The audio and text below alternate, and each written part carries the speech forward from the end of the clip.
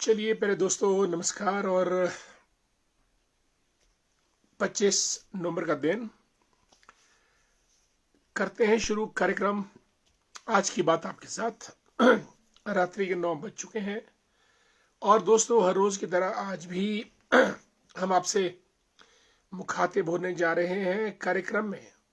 आज की बात आपके साथ और साथियों, आज का दिन विशेष रूप से भारतीय सनातन परंपरा के लिए एक ऐतिहासिक दिन है, क्योंकि आज राम जन्मभूमि मंदिर न्यास यानी राम लला के मंदिर पर ध्वज फहरना शुरू हो गया है। प्रिय साथियों, आज एक गरिमामय कार्यक्रम अयोध्या में हुआ, जहां श्री राम लला का मंदिर भव्य मंदिर बना है और इस मंदिर के तकरीबन सभी तल बन चुके हैं, शिखर भी बन चुका है। सिर्फ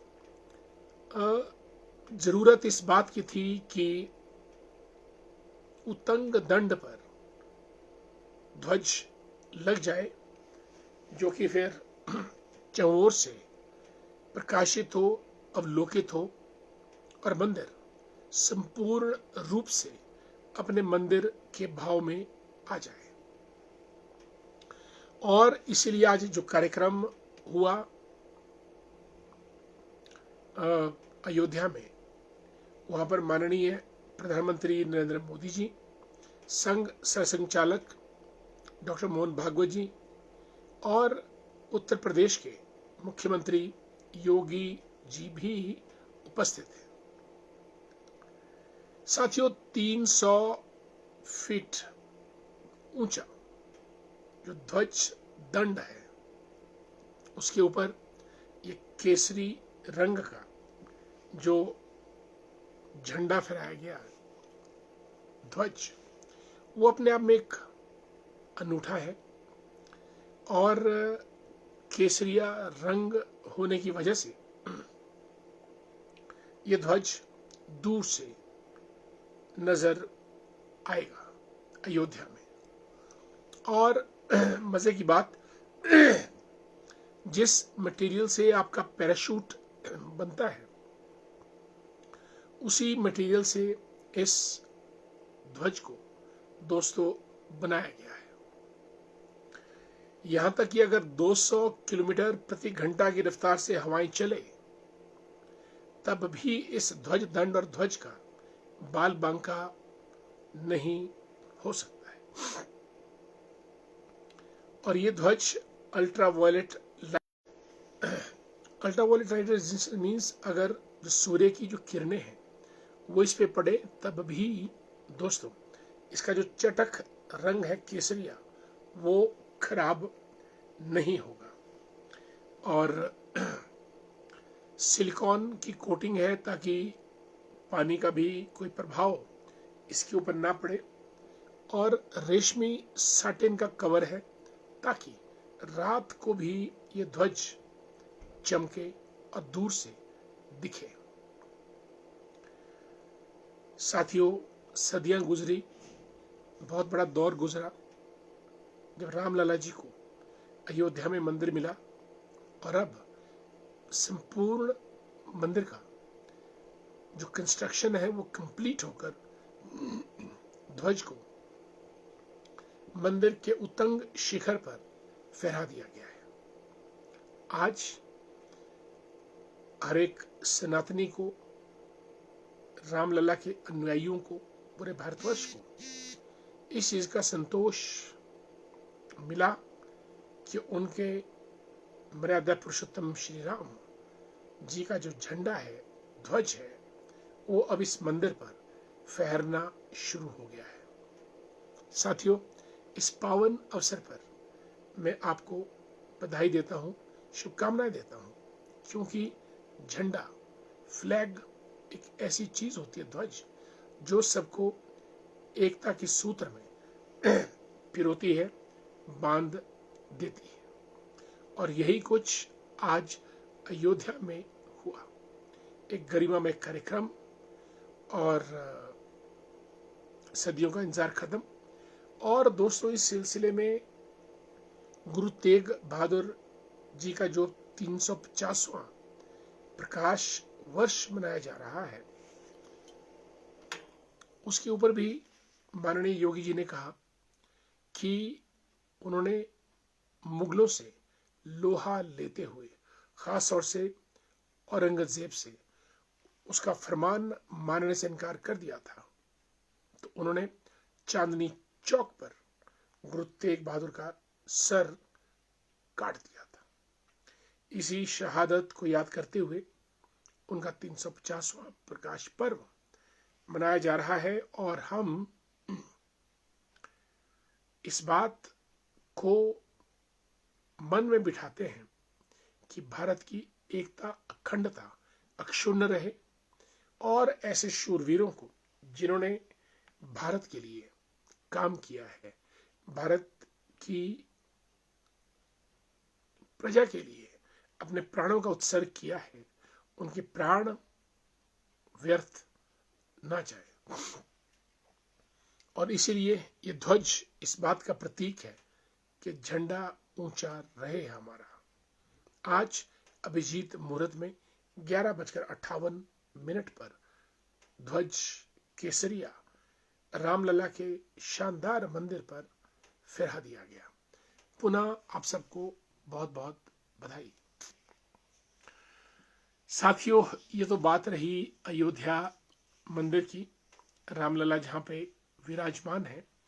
और कुछ हमारे दोस्त जुड़े हैं और दोस्तों के बिना महफिल जमती नहीं है और उनका नाम लिए बगैर बात बनती नहीं है। चलिए मानिक ठाकुर जी से शुरू करते हैं। मानिक जी नमस्कार, गुड इवनिंग, कैसे हैं आप किन्नौर की सुंदर वादियों में? और नंदलाल भंडारी जी हमारे मित्र लेक्चरर हैं। और doctor Ajay Chauhan ji, good evening, welcome to you in a program. Arki से हमारे मित्र अशोक शर्मा जी, घैनी पंचायत के हमारे प्रधान गिरधारी वर्मा जी, काफी दिनों के बाद। और मीना वर्मा जी भी जुड़ी हैं आज कार्यक्रम में।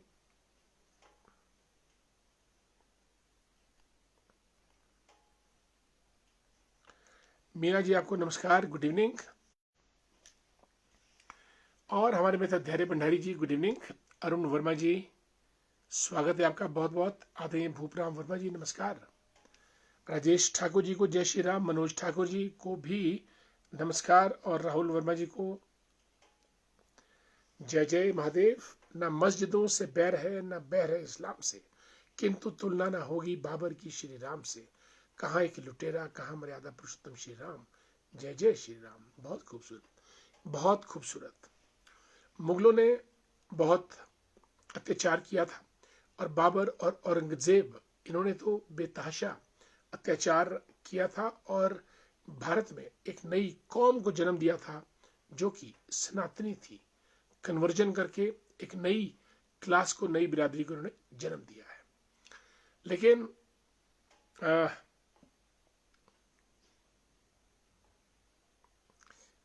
माननीय राहुल वर्मा जी, दो चार लाइनें आपने बोली, दो चार लाइनें मैं भी बोल देता हूं कि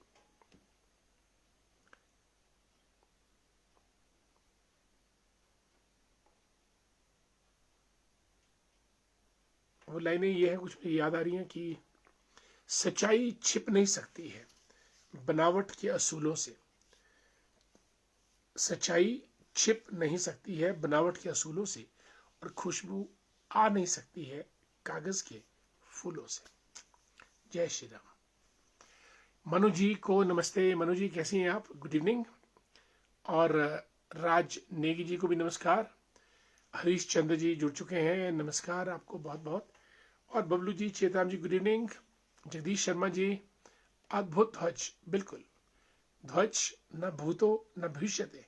मेरा ख्याल आज तक का पूरे वैश्विक स्तर पर की मैं बात करूंगा, इस किस्म का अत्याधुनिक उत्तम इक्वालिटी का ध्वज शायद ही कहीं फहर रहा हो इस धर्म।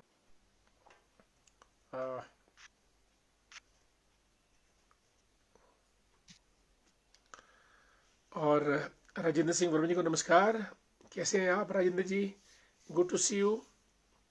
और अनीता शर्मा जी को भी नमस्कार, गुड इवनिंग अनीता जी।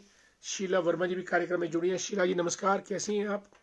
चंद्रशेखर शर्मा जी भी बहुत दिनों के बाद नींद घैणी जुब्बड़ की सुंदर वादियों से, एक अजीम हस्ती हैं शेखर शर्मा जी, बहुत ही शानदार व्यक्तित्व। और जितना शानदार व्यक्तित्व इनका, उतना ही शानदार व्यक्तित्व इनकी अर्धांगिनी का भी, इनकी धर्मपत्नी का भी।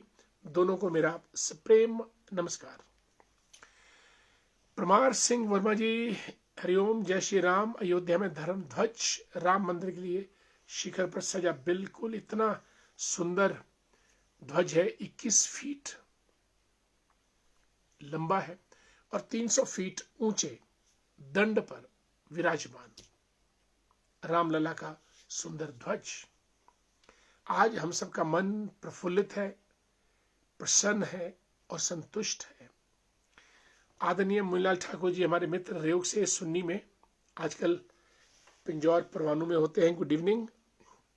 और पविता जी तो राम भक्त हैं, राम राम। आदरणीय सुरेश शर्मा जी को भी हमारा प्रणाम नमस्कार और ध्वज फहरने की आपको लाख लाख बधाई और शुभकामनाएं। भारत माता की जय।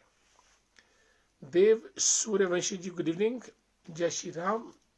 दोस्तों, हाल ही में क्रिकेट वर्ल्ड कप में बिल्कुल मुन्ला जी, जब भी आप वापस आएंगे मुझे फ़ोन कीजिएगा। इस बार हम ज़रूर मिलेंगे, मुलाकात हर हालत में होगी इस बार। प्रेम वर्मा जी को भी नमस्कार और CL कश्यप जी, जय श्री राम।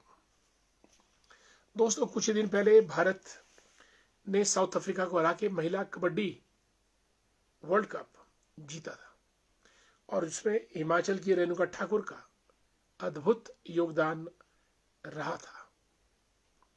और अब हमको खबर मिली है कि भारत की कबड्डी महिला टीम ने भी वर्ल्ड कप जीत लिया है। चीन ताइपे को हराकर भारत कबड्डी महिला का भी वर्ल्ड चैंपियन बना है। और मजे की बात, जहां क्रिकेट टीम में रेणुका ठाकुर अकेली थी, कबड्डी की इस वर्ल्ड कप टीम में हिमाचल की 5 लड़कियां, महिलाओं ने अपना योगदान दिया, अपना जौहर दिखाया और अधिकांश युवतियां उसमें सिरमौर जिला की हैं। बहुत बहुत बधाई महिला कबड्डी टीम को। Now we have 2 teams winning world cup India. Bharat के लिए महिलाओं की वर्ल्ड कप जीतने वाली 2 टीमें, कबड्डी और क्रिकेट। और रेणुका ठाकुर और हमारी 5 महिलाएं कबड्डी टीम में, वंडरफुल। और सभी को बहुत बहुत बधाई इस बात की।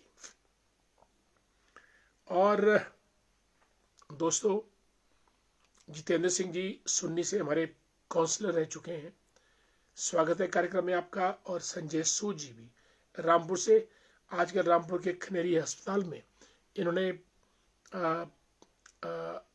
अबाधित लंगर सेवा प्रारंभ की है, जिसमें लोग बढ़ चढ़ कर योगदान भी दे रहे हैं। और जो रोगियों के साथ उनके अटेंडेंट या रोगी भी इनके भोजन व्यवस्था का भरपूर लाभ उठा रहे हैं। बहुत बहुत साधुवाद आपको। और हमारे मित्र भारतीय जनता पार्टी के नेता हैं और सिरमौर से ताल्लुक रखते हैं, प्रदीप सिंह सिंगटा जी, नमस्कार, स्वागत कार्यक्रम में आपको। और हमारे वेटनरी डॉक्टर अश्विनी मेहता जी बठोरा से, गुड इवनिंग, बहुत दिनों के बाद। अश्विनी जी कैसे हैं आप? दोस्तों, जस्टिस सूर्यकांत भारत के नए चीफ जस्टिस ऑफ इंडिया होंगे। आपको मालूम है कि वो हिमाचल के भी chief justice of high court रह चुके हैं और अब वो भारत के मुख्य न्यायाधीश बनेंगे। प्रिय साथियों, कुलदीप सिंह कंवर साहब, जय श्री राम, नमस्कार।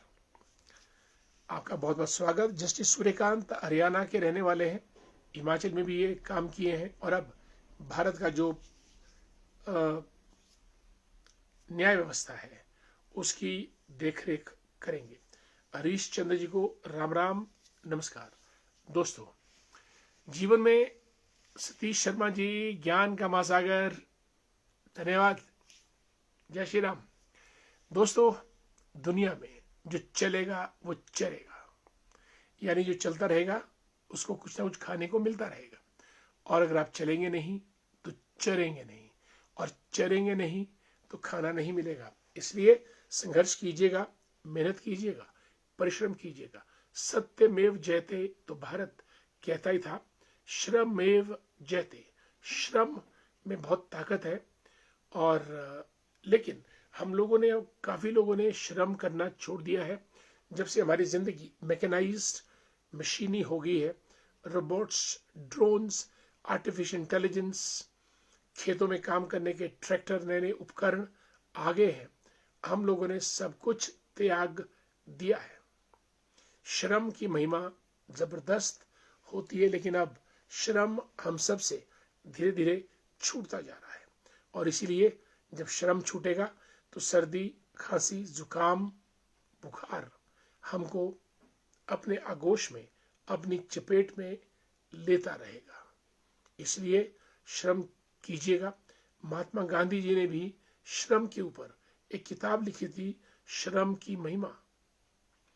और महात्मा गांधी जहां भी गए उन्होंने फार्म्स खोले, और वहां पे सबने लेबर किया, श्रम किया। लियो टॉल्स्टॉय, जो रशिया के बड़े प्रख्यात विचारक, लेखक थे, उन्होंने भी श्रम साधना पर बहुत बड़ा जोर दिया है। टॉल्स्टॉय फार्म था उनका, जहां पे वो भी श्रम करते थे। ईश्वर ने दोस्तों हमको पैर यानी टांगे चलने के लिए दी हैं। चलते रहो, चलते रहो, चलते रहो, चरे वेती, चरे वेती, चरे वेती। और जैसे मैंने प्रारंभ में कहा, जो चलेगा वो चरेगा। यानी अगर आप पशुओं में देखोगे, जो पशु चलता रहेगा निरंतर, उसको हरी हरी घास खाने को मिलती रहेगी। वही हाल हमारा है। अगर हम चलेंगे तो चरेंगे, और पैरों का काम है चलना, हाथों का काम काम करना। जितना हम काम करेंगे, श्रम करेंगे, उतना हमारा दिलो दिमाग और शरीर अच्छा रहेगा, और हमको श्रम से कभी जी नहीं चुराना चाहिए। जहां भी मौका मिले श्रम कीजिएगा। पसीने में बहुत ताकत होती है, और जो पसीने की खुशबू है वो श्रम की खुशबू रहती है। इसलिए हाथों से श्रम, पैरों से चाल कदम, और मन मस्तिष्क से हम सोचें, थिंक करें, और नई से नई विधाओं को इजाद करें। हमारे मित्र सुरेंद्र कुमार जी, गुड इवनिंग। चिरंजीव वर्मा जी, नमस्कार। और हमारे मित्र प्रवीण कंवर जी भी जुड़ गए हैं कार्यक्रम में। आपको बहुत बहुत शुभकामनाएं और आपका स्वागत कार्यक्रम में जुड़ने पर। दोस्तों, हिमाचल प्रदेश विधानसभा का सत्र शीतकालीन धर्मशाला में कल प्रारंभ होने वाला है। सभी एमएलएस, मुख्यमंत्री, विपक्ष के नेता धर्मशाला तपोवन में पहुंच चुके हैं, और कल से एक लंबा सत्र होने वाला है। इस बार शीतकालीन और ग्रीष्मकालीन, मॉनसून और एक बजट सेशन, 3 सेशन होते हैं। बजट सेशन सबसे लंबा होता है, मॉनसून का उससे छोटा, शीतकालीन सबसे छोटा। देखते हैं कि हमारे माननीय क्या क्या चर्चाएं करते हैं, क्या क्या काम करते हैं। अपने सैलरीज, टीए भत्ते तो झट से बढ़ा देते हैं, बाकी कामों पे ध्यान जाए या ना जाए ये कोई ज़्यादा मायने नहीं रखता है। विपक्ष गोले दागेगा और सत्ता पक्ष उन गोलों का मुकाबला करेगा, रोकने का प्रयास करेगा। और दोस्तों, हम ये चाहते हैं कि जनहित के मुद्दे उठें, जनहित की बात हो, और जनहित के लिए नई नई योजनाएं अगर बनाई जाए तो उसी कार्यक्रम को हम सफल कह सकते हैं। और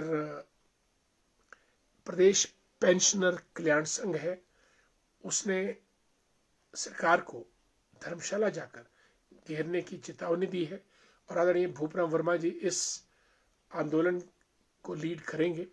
और भारतीय जनता पार्टी ने भी 4 दिसंबर को जबरदस्त तरीके से कांग्रेस को घेरने का प्लान बनाया है धर्मशाला के अंदर। इससे सत्ता पक्ष को घुटने पर लाना उनका मकसद है। और हमारी शुभकामनाएं सभी के साथ, ताकि देश की जनता छली ना जा सके और प्रदेश की जनता को उनका हक मिले, साधन संसाधन उनको मिलते रहें। दोस्तों, आज राम लला के ऊपर ध्वज मंदिर पर फहर गया है और ध्वज आइडेंटिटी का प्रतीक, एकता का प्रतीक, अपने स्वाभिमान का प्रतीक, अपने धर्म, संस्कृति और संस्कारों का प्रतीक। आइए हम सब मिलकर इस ध्वज को प्रणाम करें। जय श्री राम।